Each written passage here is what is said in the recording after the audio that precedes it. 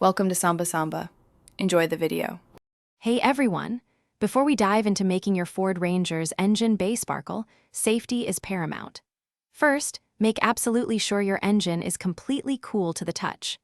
Next, disconnect the negative battery terminal to avoid any electrical mishaps. It's also super important to cover up any sensitive electrical components with plastic bags or wrap. And of course, always wear your safety glasses and gloves. Taking these few moments ensures a safe and effective cleaning experience for everyone involved. Now that safety is covered, let's get into the pre-cleaning. Start by manually removing any large debris like leaves or loose dirt from the engine bay. A gentle brush or some compressed air can help clear out accessible areas. Once that's done, it's time for the degreaser. Apply a good quality automotive degreaser to all the heavily soiled engine parts.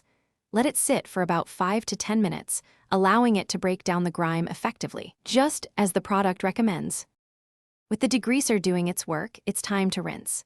Use a low-pressure water stream, being careful to avoid directly spraying any covered electrical components. Grab a few different brushes, a detailing brush, a wheel brush, or even an old toothbrush to agitate any stubborn grime in tight spots. If there's still some dirt, a quick spray of an all-purpose cleaner can help. Finally, wipe down all accessible surfaces with a clean microfiber towel to remove excess water.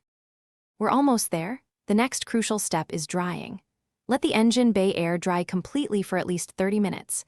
You can use compressed air to help speed up the process, especially in those hard-to-reach crevices. Once everything is thoroughly dry, apply a non-silicone dressing to all your plastic and rubber components. This will protect them and give them a nice, refreshed look. Finally, reconnect the negative battery terminal, and your Ford Ranger's engine bay will look fantastic. Thanks for watching. Consider subscribing if we helped you.